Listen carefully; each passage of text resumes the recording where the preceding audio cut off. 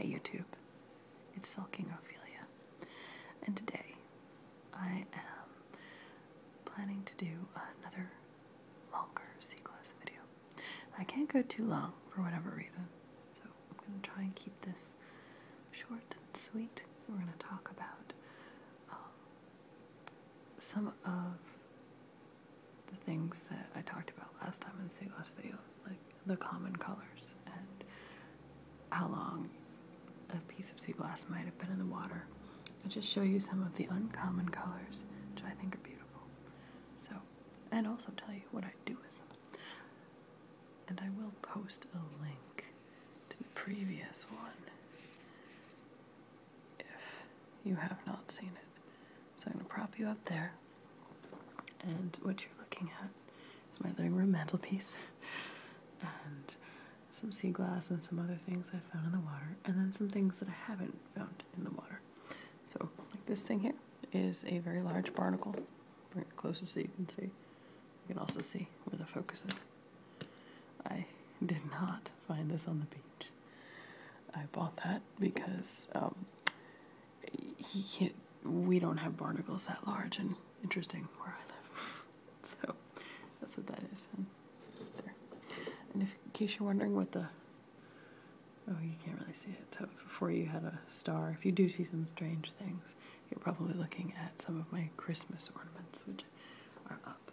So just so you know what you're looking at, because I always wonder when I'm looking at people's videos.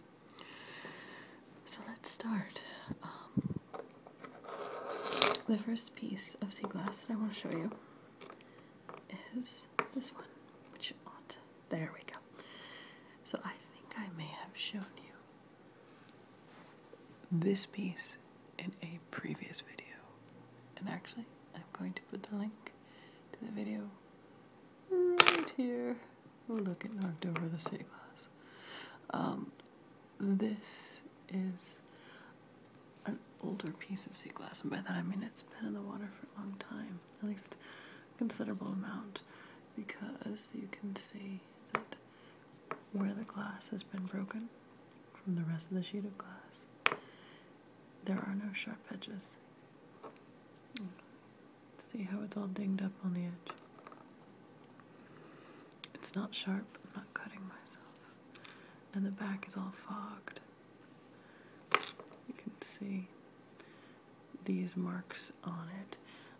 The marks that you see, and I'll show you on a plain piece, are when the sand hits the sea glass. So let us pretend for a second that this is in the wave. If my fingernail were a piece of sand, it would scrape like this, and then it would kind of move a little because of the water, and then come back over.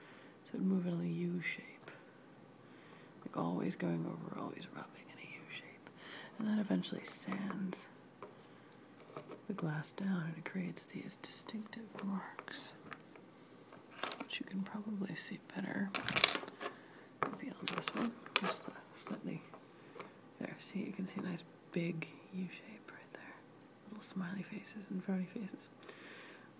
You can see this one's been in the water for a while too, although it's been chipped by a stone, or by another piece of glass, or by a very angry fish, I don't know.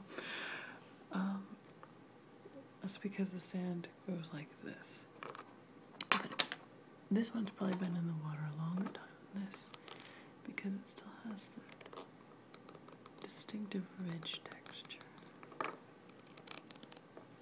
So, now, so I can get that to stand up. White is a very common color of glass for obvious reasons. I'm sure you can divine most glass is clear, and when it gets fogged, it turns white. You didn't need me to tell you that. Why am I saying it? Here is another very common color. Beep. Sorry, that wasn't relaxing. Brown. Looks like it might have been part of a 40 bottle. It is a large semicircle, and while it is not sharp in any place, it's also fogged on both sides, but you can tell that it's been in the water for not that long, because it's a big piece and it hasn't been broken yet. same goes for this one, which is, oops, sorry, here, very obviously part of a bottle, and still retains the grooves. But it's been long enough that it's fogged. There are many different kinds of brown glass. I think brown is kind of a beautiful color. There are many with writing on it. This one is heart-shaped. It's got an O on it. But there's not as many browns as there are greens. Here is a very common beer bottle green. There you go, Heineken green, the original. And this one's been in the water for a while. You can tell by the marks on both sides. By contrast, this one hasn't been in the water for a while. It's shiny. I don't make a scraping noise when I drag my finger across it. You can see the light's reflection in it. And there are many different shades of green, as many as there are bottles. There's one with like a scale texture. There's one sort of a lighter green. My favorite green is the brightest, which belongs to some other kind of beer. I don't know what, maybe Rolling Rock. The uncommon colors are usually blues, but these I think are all from, they're between blue and white. They're all from liquor bottles, like this one, for example. I'm not sure why I picked that one up, because this one does have sharp edges, you can see. And you can see right through it. This one's got a very distinctive shape. It's from a flask or a hip little bottle. Not a nip bottle, but similar. The people on my beach like to drink a lot.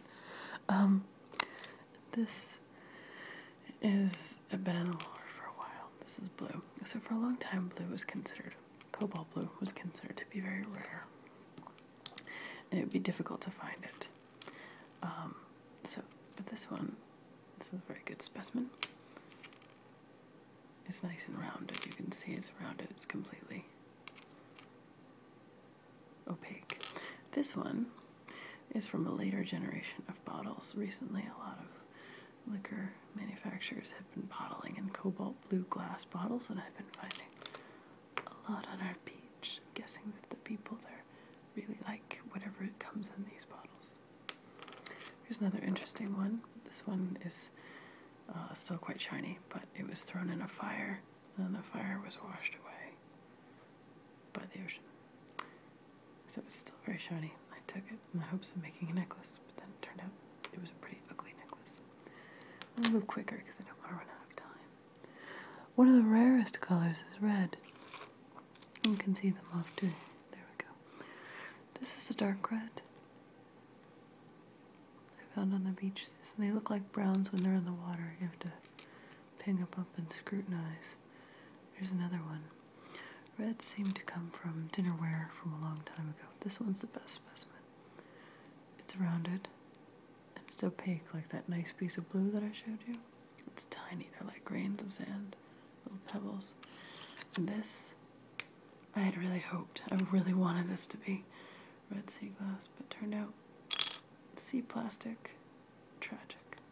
I haven't thrown any of these back because I feel bad throwing things into the ocean. I don't mind taking things out of it, but still. One of the rarest colors is orange. Orange comes from car lights, but this one's too young to have been a car light because many car lights are made from plastic. I don't know what this used to be. It's not fully cooked. It's still very shiny.